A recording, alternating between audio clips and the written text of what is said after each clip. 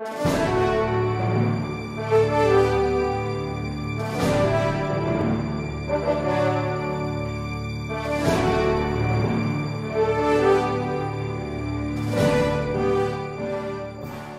Order 464 na inimpose ni Ginang Gloria Arroyo noon na bawal ang lahat ng ebidensya, lahat ng testimony ng cabinet members, bawal. Challenge siya ng Senado at sabi ng Senado, hindi pwede yun. Dapat matuloy ang investigation sa Hilogarcy tapes o sa NBN-CTE deal. Siyempre, may pangamba ba doon na pwedeng magka-crisis kasi executive tsaka legislative, pero giniit ng Senado yung kanyang karapatan at nilabanan yung ganong EO 464. Kung kaya sa akin naman, kung tingin mo naman nasa tama ka, I don't think naman na hahantong tayo doon, basta panindigan din lang ng impeachment court ang kanyang poder. Dagdag lang ho, yung alalahanin po natin, it's not the first time kung sakasakali na dinefy po nung impeachment court yung utos po o yung resolution po ng Korte Suprema paukol dito sa judicial privilege. It won't be the first time ho. Alalahanin po natin yung issue ng SALN, meron din resolution po ang Supreme Court. And yet, the Senate Impeachment Court, in the exercise of its authority, sinampi na pa rin ang mga dokumento. In this case, the Statement of Assets and Liabilities po ni Chief Justice Corona, in defiance po of the existing resolution of the Supreme Court. Sir, short answer lang. In fact, ang nalala ko doon sa resolution ng Korte Suprema sa SALN, correct me if I'm wrong, tiniyaro niya yung lahat, dollar and peso, pansinin niyo yung kanyang resolutory dispositive portion. Tiniyaro lahat. Yung ginawa ng Senado, tinuloy niya yung sa peso. That is already in direct contravention of the TRO of the Supreme Court, di ba?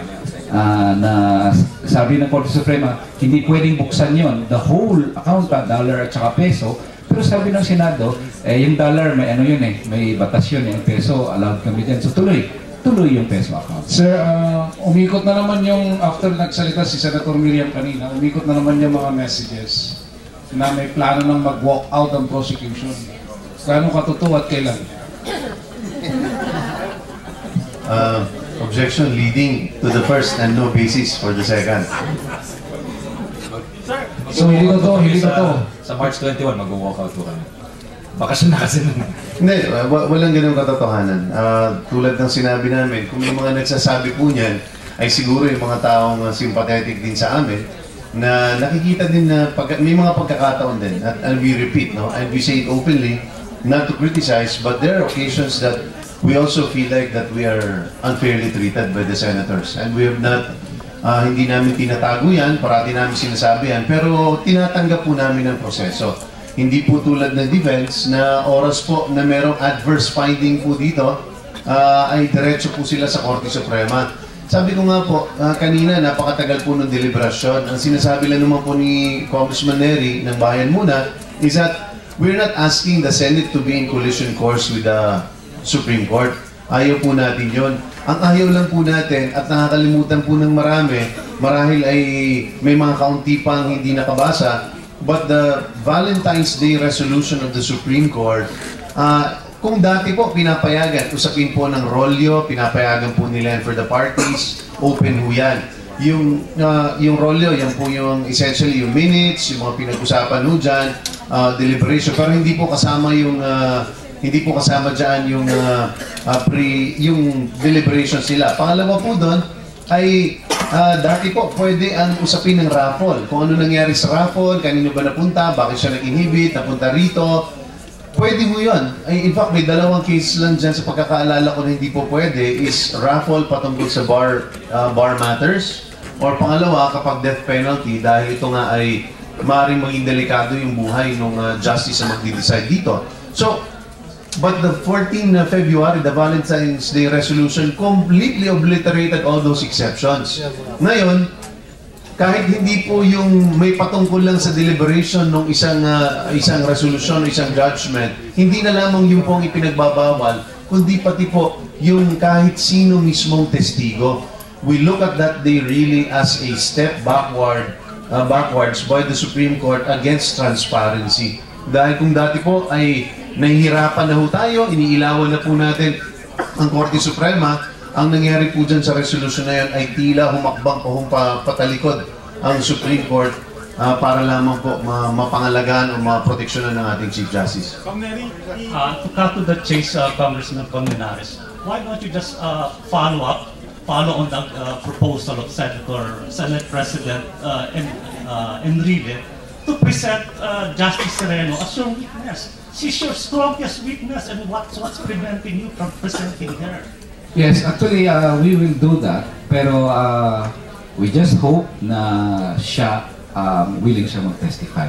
Pero tingin ko po, let's be frank na rin. Meaning the Senate has the power. You mean you haven't approached her at all? Kami po hindi eh. Hindi po ako nag-approach sa kanya. Pero ang punto po dito is this. Bakit natin may poder ang Senate sa Senado, sa Konstitusyon? Bakit natin i-vacate yan for the convenience na ang prosecution, puntahan nyo na lang siya. Sa akin, kung may karapatan ka, i-assert mo. Hindi pwedeng, ano ka na lang, magpa-gilid-gilid ka na lang. So, sa akin, we will still try to do that, but it's very proper that the accountability mechanism of the impeachment must not be destroyed, but any claim to confidentiality. Otherwise, all the next impeachments will be nothing. The executive will claim confidentiality, the judiciary will claim confidentiality, wala lang itatry ang impeachment court. Buenas na tao si Chief Justice Corona. Tayo pwedeng kasuhan araw-araw, siya hindi, immune siya. Only way to make him accountable is impeachment.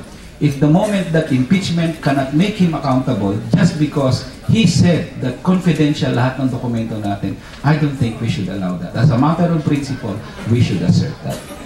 Iliwanagin lang natin yung doctrines of privilege, yung judicial privilege. Kasi hindi pa napag-uusapan masyado yan sa Korte Suprema ng Pilipinas.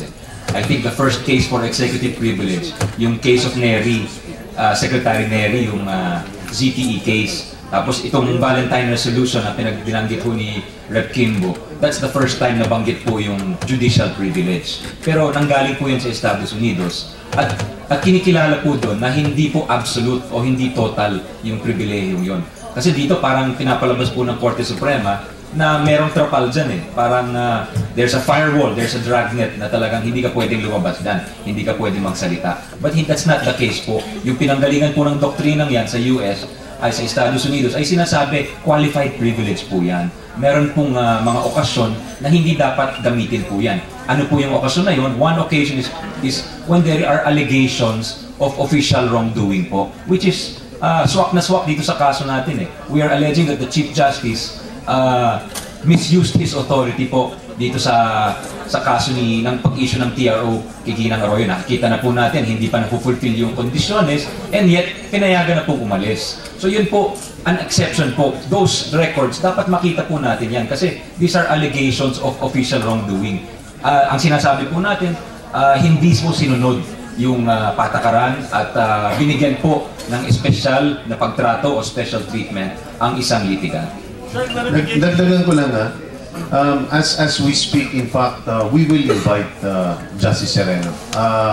We will do that. Pero sinasabi po natin, na madalas po natin yung sinasabi ay, meron na pong February 14 resolution ng Supreme Court na hindi practically, binabawalan expressly ang kanilang mga miyembro hanggat walang permiso galing sa NBank. So, ibig sabihin po natin, sa harap po ng ganyan, minarapat po natin na idaan po natin sa proseso that the only way for any member of the judiciary or the Supreme Court for that matter to actually come over dito sa atin, the only way is for the Senate to issue the subpoena because that will cover that individual from any repercussions emanating from that February 14 resolution of the Supreme Court. So, minarapat namin, kung kami lang ho, willing naman ho kaming imbitahin yon. Pero in the face of that February 14 resolution, alam na ho namin na it was going to be a useless exercise because there was no compelling reason anymore for any of the justices to actually go against, in our minds, an arbitrary and illegal resolution of the Supreme Court. Sir, clarification, iimbitahan nyo o makikiusapan nyo at kailan? Pag-uusapan namin as to kung paano, pero obviously at this point in time talagang pakiusap na lang ang maaari. Wala naman kaming compulsion, hindi naman namin sila pwedeng pilitin. Tulad ng ibang mga testigo, hanggat walang subpoena, it will be voluntary on their part. So ano sir, personal nyo makausapin si Justice We will invite her as an impeachment panel of prosecutors. Hindi personal, pero pag-uusapan namin bilang grupo ano yung pinakamagandang pamamaraan para makumbinsi po natin yung testigo nyon, magpakita rito at maisiwalat po niya yung nilalaman ng kanyang dissenting opinion. Prior to this, you haven't been approached at all. I'm sorry to put you on the spot, Congressman, but I find it hard to believe that not one of you made an approach to her. Ako po talagang matagal na debate yan sa Article 7 legal team eh. Kasi ang sabi dati ni Senate President Enrile, kung sabi niya mga witness nyo, ang iba, ang Supreme Court, we were thinking pasukin talaga. Vidal, Anama, Justice Sereno, lahat yan. But after a long debate, ang majority kasi sa legal team namin nagsabi, huwag na. Kasi ano yan, hostile environment ng Supreme Court, baka sabihin pa na we're trying to force them or you know. So anyway, there's that. So hindi talaga namin, I have to be frank, hindi namin ini-expect na hindi isusubpina ng impeachment court. Talagang gulantang kami doon saan. But binatas it may, nandyan na. Ngayon may February 14 resolution, dagdag na problema sa amin yon. Kasi alam niyo bakit? Kahit may subpina ang Korte Suprema, ang February 14 resolution ng Korte Suprema nagtithreaten sa justice na kahit ikaw ay isubpina o invite, hindi ka pwedeng pumunta at hindi ka payagan ng Korte Suprema. Pwede talagang major battle na yung hurdle na yung dahil sa February 14 eh. Kaya kanina pinapaliwanag namin kay Senate President na grabe itong February 14 resolution. Talagang almost practically wala ka nang mahita na ebidensya sa Senado. But we will see if we can get evidence still despite the February 14 resolution. Forgive me for this mischievous question, Congressman. But have you not asked the help of Malacanang President Aquino himself to quote the words of somebody else na nasa team nyo naman yan? Kakausapin ni Presidente Aquino o Justice Sereno, tulungan mo ang prosecution. Yeah, we'll answer that. We've said from the very beginning that as far as the impeachment court is concerned, the panel of prosecutors stand by the 11 prosecutors that have been appointed by the House. Meaning we work as a unit. Wala na kami ibang ang paniwala namin as to maintain also the integrity and independence of the activity that we're doing to carry out our constitutional duty ay hindi namin kahit kailan sinubukan or inisip gawin mo yun. And besides, I think the minute we start doing that, it chastises or makes the process even questionable. So, dito na po tayo. Kina-question natin na depensa. Parating tumatakbo po sa Korte Suprema, sarili nilang bakuran. Tapos tayo po ay pupunta ho sa iba. Tingin namin hindi appropriate yun. Sir, ano po nung pag-communicate kay Justice? Would you send, I don't know, a delegation or a team, or will you write her as was your previous plan? Pag-uusapan namin, Sandra, what to do as far as this matter is concerned. But certainly we're not giving up. And we want to follow also the suggestion of the Senate President, now knowing fully well that the Senate has decided that they're not even going to issue a formal invitation. Thank you. Maraming salamat po.